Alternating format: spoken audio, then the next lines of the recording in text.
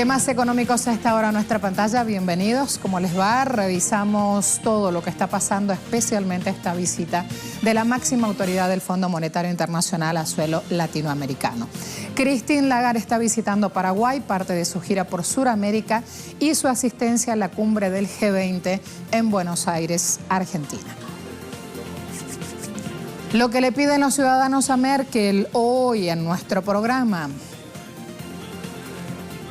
Puerto Rico en quiebra. Aún hay situaciones básicas que necesitan los ciudadanos y que no han sido satisfechas. Caso electricidad.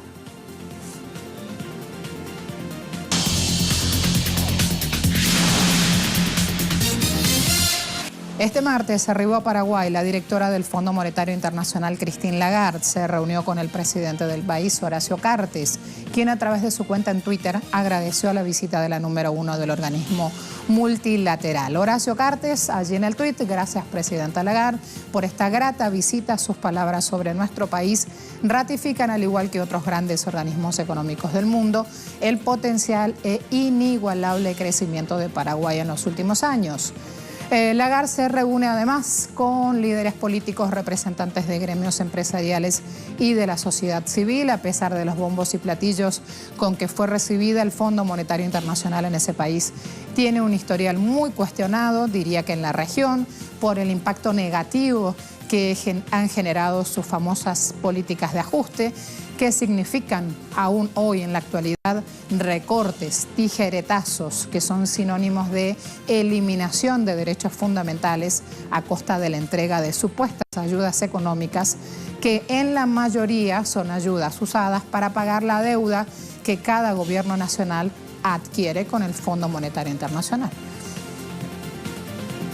Ha dicho Lagarde, Paraguay tiene una de las economías más fuertes en toda América Latina, ha tenido un crecimiento sólido y esto fue en un ambiente que no era necesariamente lo más favorable.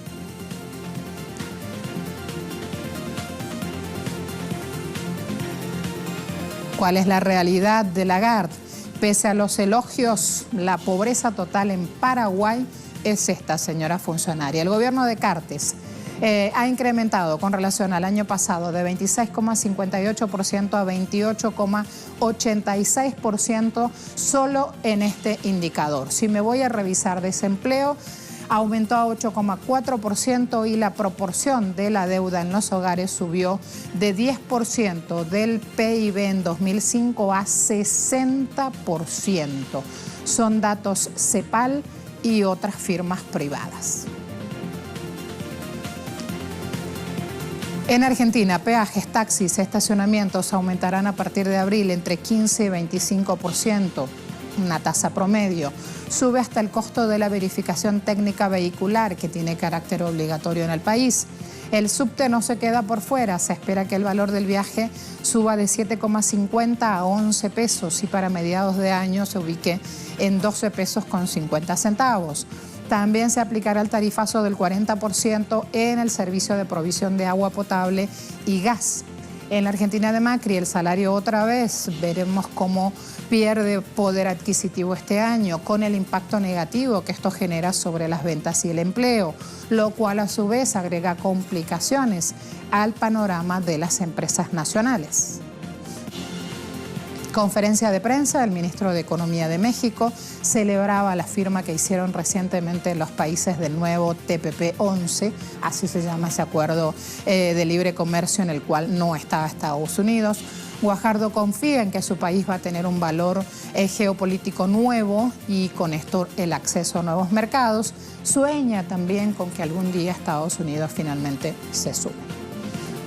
Si es que, aparte de su valor por sí mismo, desde el punto de vista de acceso, tiene un valor geopolítico estratégico, porque en cualquier momento, sea en el corto o mediano plazo, la incorporación de Estados Unidos a este acuerdo es algo que no podemos descartar. Guajardo también dio posible fecha de inicio de nueva negociación en este acuerdo de libre comercio. Octava ronda de negociaciones está seguramente en el lapso del mes de abril dependerá su precisión para la ministerial de las conversaciones que tengamos los secretarios y ministros de América del Norte, Lighthizer, Freeland y un servidor, para poder precisar con concreción cuál será la fecha de la ministerial en el mes de abril. Colón fue epicentro de una serie de protestas este martes denunciando el despojo sistemático al cual son sometidos sus habitantes, que denuncian que el plan de renovación urbana en esa provincia, donde el gobierno invierte 1.200 millones de dólares, tiene la intención de privatizar la ciudad para que allí puedan vivir élites, los que más tienen, los poderosos, los ricos y los extranjeros, desplazando a los habitantes más pobres. Ya se tiene en claro que esta situación, esta clave, genera desempleo. Colón está al extremo norte del Canal de Panamá, es una zona portuaria muy importante para el país. El Frente Amplio por Colón, que llamó a esta protesta, anunció que extienden una huelga por 24 horas más. Reiteramos, frente a la actitud sórdida del presidente Varela, esta huelga se prolonga 24 horas más. Después de ahí, presidente, usted va a ser responsable de lo que pase no solo aquí, sino en todo el país. ¡Alto y claro!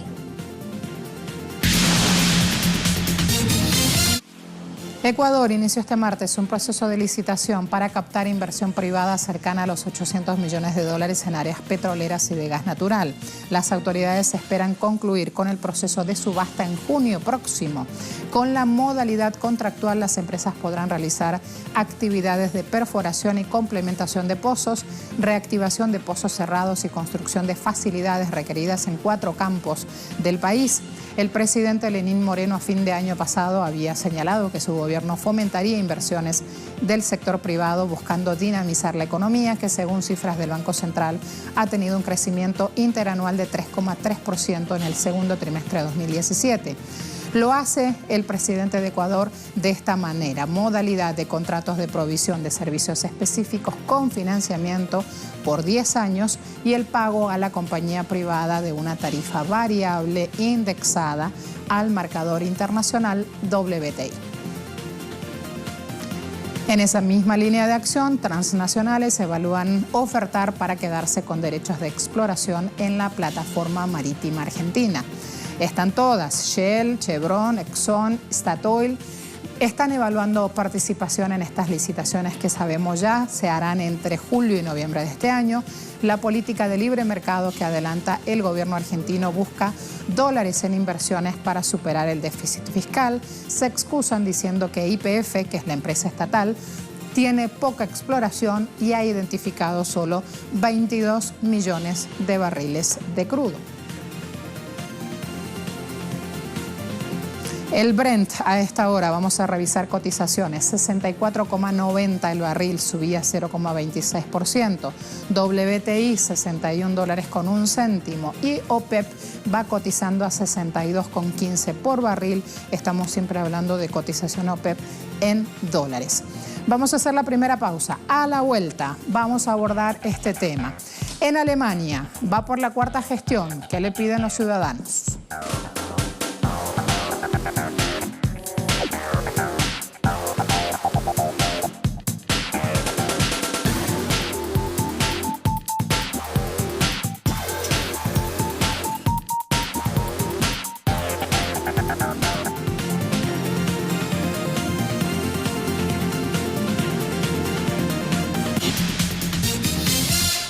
Por decreto, Donald Trump impide que Broadcom compre Qualcomm.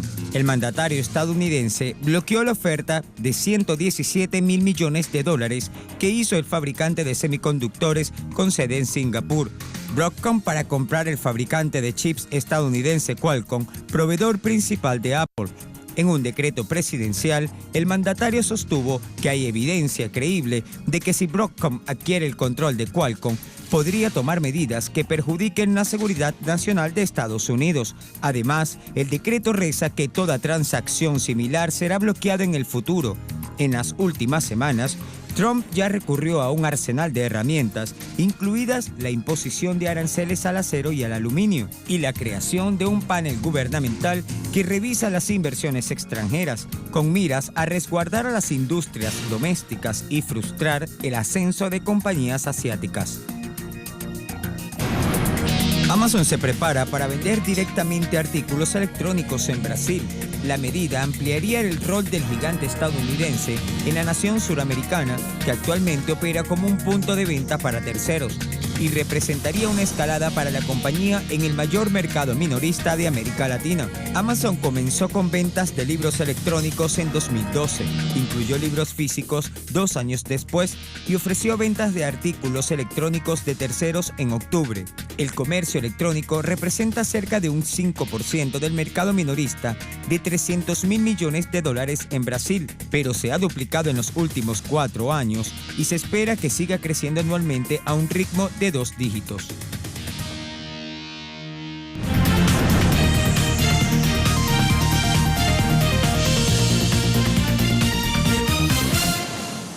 En Alemania, Angela Merkel fue reelecta como canciller por 4ª vez. Su mayor desafío hasta ahora no será el solo hecho de liderar una coalición que está frágil por su posición disminuida, hablamos del terreno político, sino que su gran reto va a ser tratar de disipar el descontento de una población que vive en la mayor economía de la Unión Europea, pero donde aún se ven profundas desigualdades.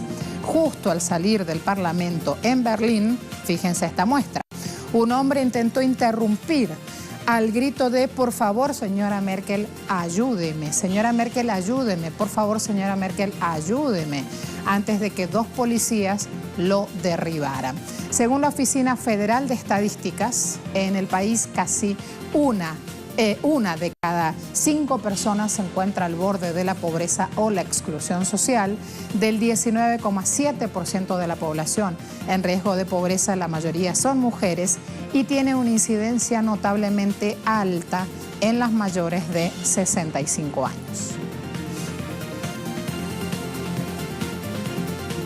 El primer ministro japonés Shinzo Abe está en la cuerda floja, lo tiene claro. Este miércoles en un comité de presupuesto de la Cámara Alta destacó una vez más que ni él ni su ministro de Finanzas habían ordenado a los funcionarios del Ministerio de Finanzas que alteraran los documentos de venta de tierras con descuentos a una institución cercana a su esposa.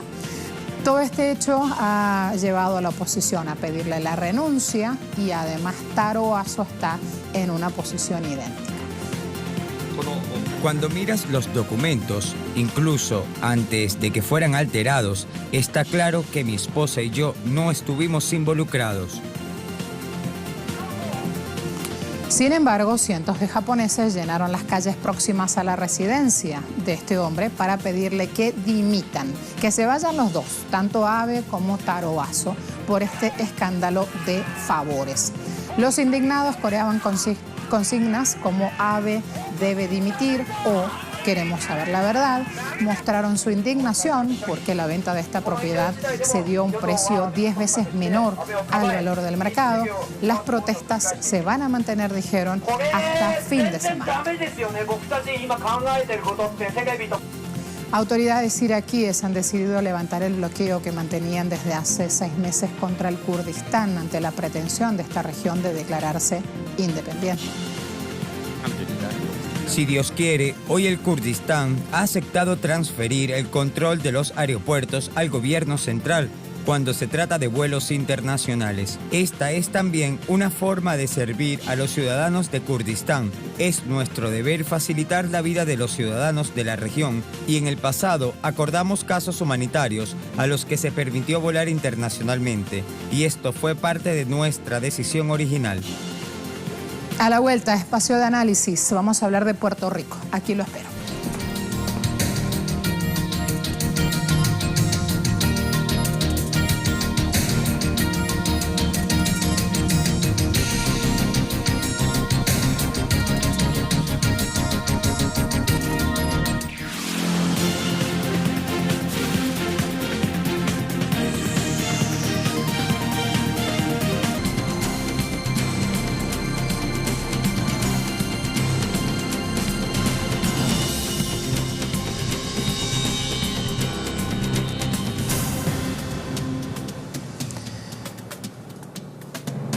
Veamos esta situación. A pesar de las denuncias ante Naciones Unidas, Estados Unidos sigue practicando en Puerto Rico una política injerencista y colonial. Los postes del tendido eléctrico que no acaban de levantarse constituyen apenas una expresión retratada en una imagen del drama real de la isla.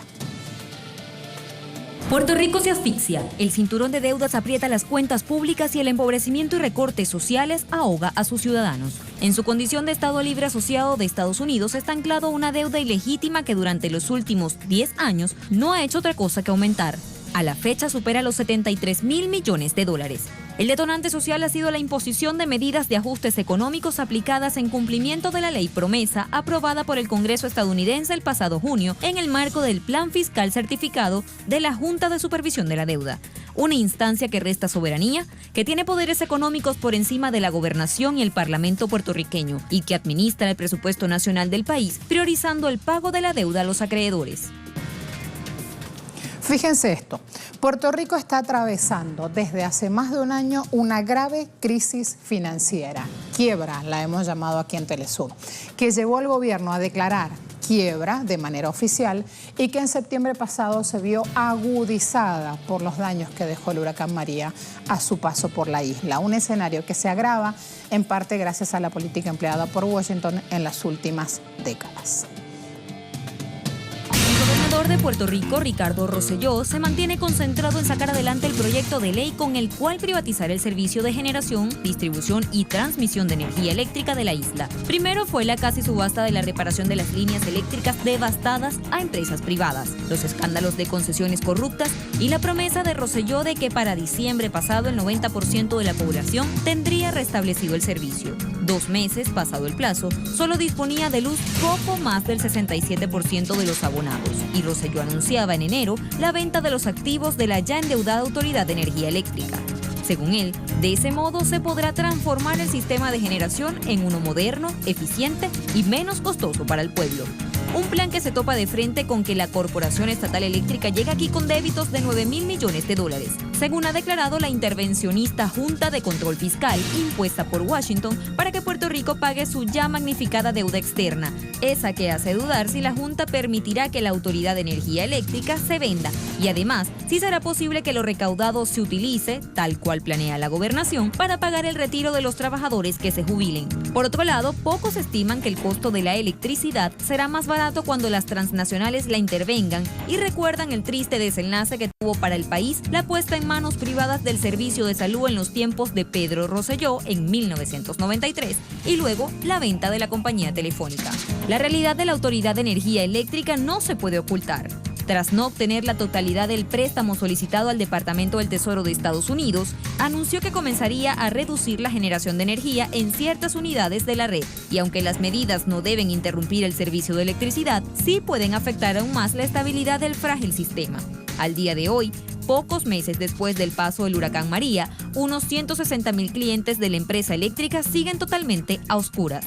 Rosselló dijo que los funcionarios federales redujeron la cifra de 4.700 a 2.000 millones de dólares sin dar ninguna explicación, a casi 5 meses después de que el Congreso aprobara el préstamo. El gobernador advirtió que la medida pone a la isla en un peligroso dilema financiero y que su gobierno pudiera verse forzado a recortar algunos servicios esenciales mientras la isla continúa batallando para recomponerse luego del paso del huracán María. Rosselló insiste en desmantelar la estructura actual de la empresa eléctrica para beneficiar a sectores privados vinculados al gran capital, aun cuando una encuesta de la Asociación de Economistas de Puerto Rico ha revelado que el 72% de sus miembros descarta que la proyectada privatización de áreas de la estatal Autoridad de Energía Eléctrica beneficie el desarrollo económico de esta isla del Caribe de 3,5 millones de habitantes.